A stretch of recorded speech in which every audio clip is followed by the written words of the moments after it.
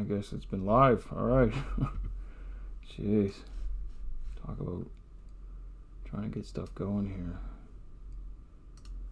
Alright, so I have no idea. It's been years since I've gone live on YouTube here, so bear with me. I have no idea if this is even going correctly.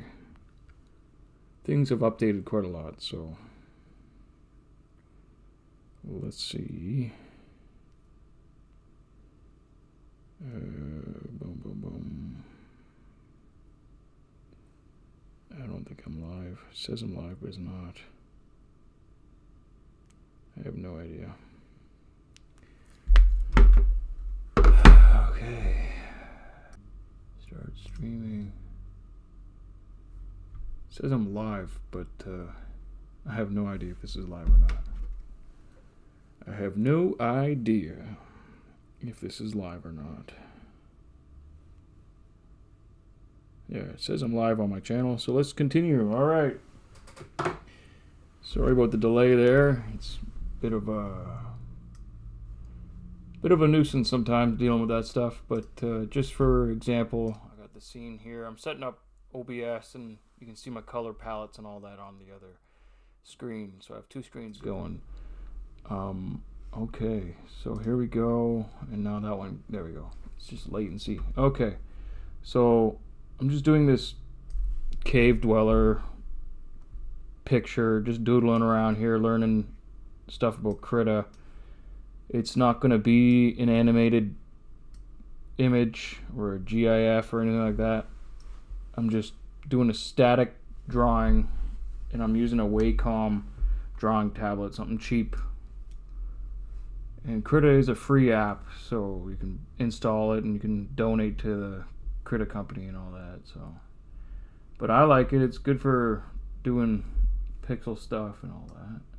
So I'm going to change that to a darker, and I'm going to darken the mouth a little bit more. And there's different layers and all that.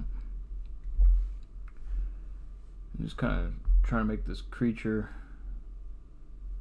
look a little bit more spooky. Add some more highlights to it. See how she goes. Just trying to make it have a bit more texture, make it more believable, I guess. Kind of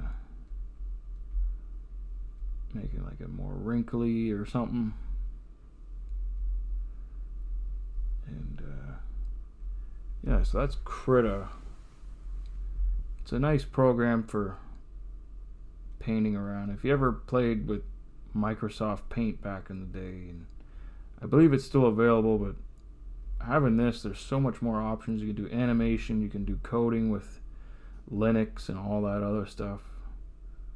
It's quite the handy tool. I don't like that line there, so I'm going to get rid of that. There we go. But there's so many options you can have for this setup. You can have different tool preference. You can really customize it to whatever you like for your art style and all that. There's all kinds of brush presets. Like, I'll switch over to my other scene here, and you can see like the different brush presets up there in the top right. And yeah, it's pretty cool. I enjoy drawing with Krita from time to time. It helps doing like company logos. They have like all kinds of font inputs. You can do fonts, and you can even make your own fonts if you wanted to. And I use Krita for doing Blender. Blender is like a program for doing video game animations, or even just CGI animations. But Blender's nice. You can set up Blender to run with Unreal Engine, so that's convenient too. That's how I did some of my avatars online for like video games. So that was pretty cool. Anyways, I don't see any anything going on here, but I should be able to see chat. But this is my first stream in a very long time, so I am just enjoying myself, creating some kind of highlights to this character. Maybe do some shading to it. Today, a family member of mine that I've been keeping in touch with sent me a picture of me when I was a kid. Holy frig, I looked emaciated as crap. I was like, oh man, someone feed the kid. I always make a joke. There's starving kids in New Brunswick. Eat your food. Because there was always that trope, like, there's starving kids in Africa. Eat your food. But some people forget how impoverished some provinces are in Canada. So that was my running joke, you know, like, eat your garlic fingers. There's starving kids in New Brunswick. Yeah. So that's just my little joke that I like to say from time to time. Yeah. But hope everyone's doing well and enjoying yourself. Whoever's watching this, holy jeez, something wrong with you if you're watching this. Right. But yeah, I'm just doodling here and trying to get some creepy looking character on top of this pillar here, and eventually I'll fill this in with whatever that is and have some kind of cave stuff. Maybe this guy's doing some weird creepy chant to a bunch of other ghoulish looking creatures down there. So just having a bit of fun. And there's people that have used this program for making video games too. You can code it with Linux or whatever operating system you're running, and you can actually make a game out of sprite files, and you can use the color palettes for when I did my 3D models.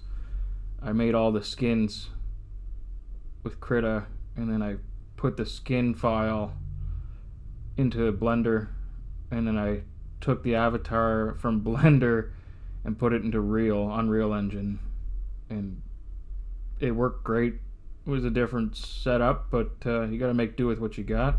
I'm sure there's better options out there, but I don't have those resources right now, so I am just doodling about right now. So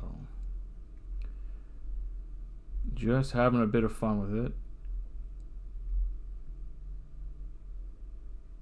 And this app or this program is really complicated. There's so many options, but there's a lot of people online that are doing videos for information how to run the program, and like the onion skins. I don't have them set up here right now, but when you run your onion skins, it's like up in this corner here where the cursor is. That's the onion skins, and you can make animations with your artwork. So you can do like a background, and then you have your layers, and then you can have another figure. It's really amazing software for doing traditional animations and all that.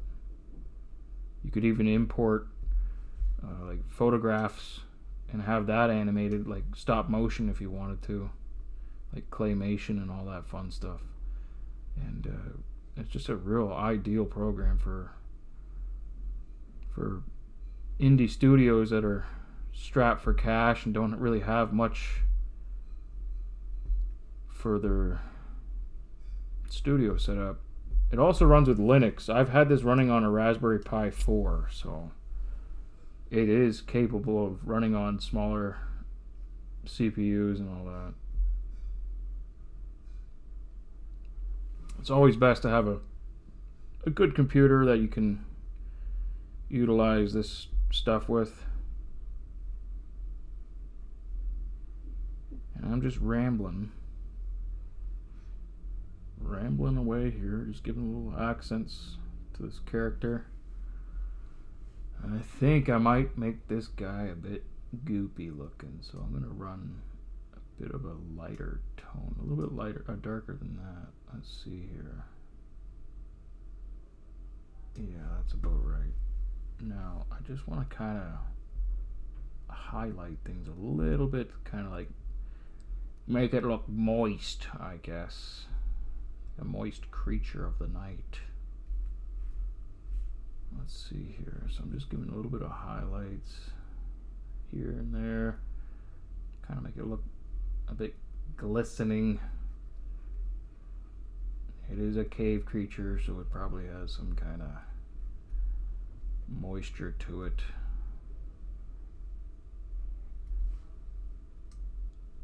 There we go. Oh. So I'm using a mouse and a drawing pad. I'm using the Wacom drawing pad. Pretty good thing for starters, for beginners.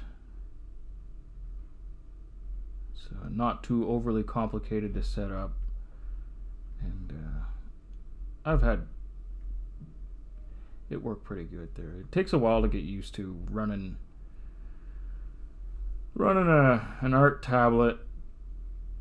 It's a different way of running stuff. So you might be used to running a pencil and then seeing what your paintbrush or pencil is doing, and so you're looking at a screen and you're drawing on the tablet. So it can be a little bit disorientating at first, and once you catch on to it, it's like second nature pretty much.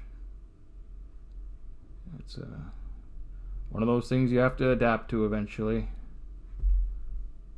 But yeah, I enjoy Krita. Krita's really cool. There's a creepy face. Holy, just giving it some highlights. Pixel popping, if you were. That thing's like dense. Too many pixels in this. But I've been tinkering on this file for a while there, so I'm gonna just have a bit of fun with it and see where she goes. You can even airbrush a lot of the stuff too, and there's all kinds of brush presets you can do, and it's just limitless, this program, pretty much. I haven't figured out most of it.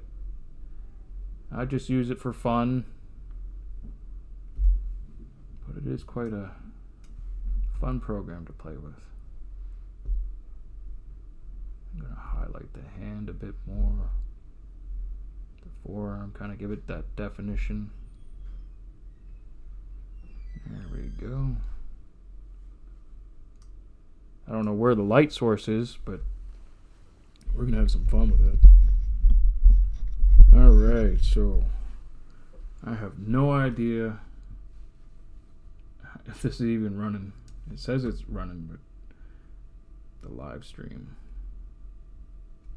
Give it a bit more accents here and there. Kind of flesh it out. I'm also going to save,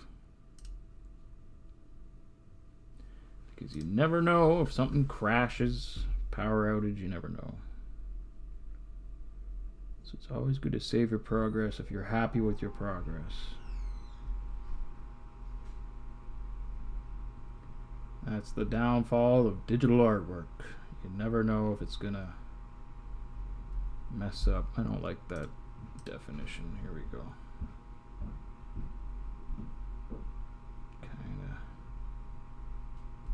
I don't like that either.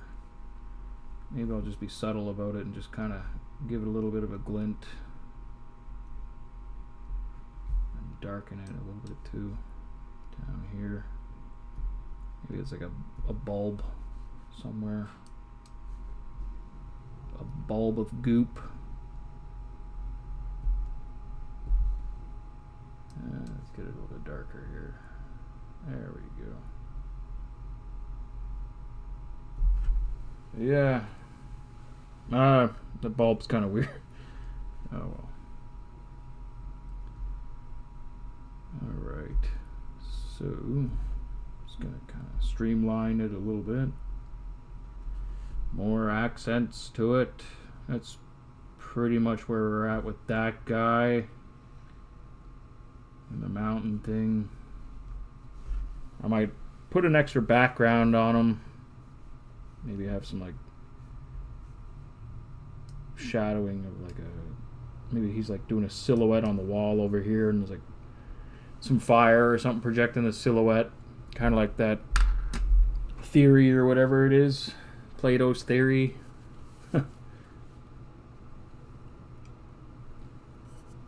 Yeah, that's what I'm doing right now. Says I'm in live for 16 minutes. Cool. Got one view. That's cool. Nice. Thanks for tuning in, whoever that was. But yeah, let's get back into this Krita live here. I might add more to this mountain pillar thing. See where it goes. But I am nowhere near I'm not versed in this Krita app at all. I made some brief janky animations before, but it's an excellent program for doodling and having fun. So, but that's that for now. I'm gonna see how things are going, and thanks for tuning in.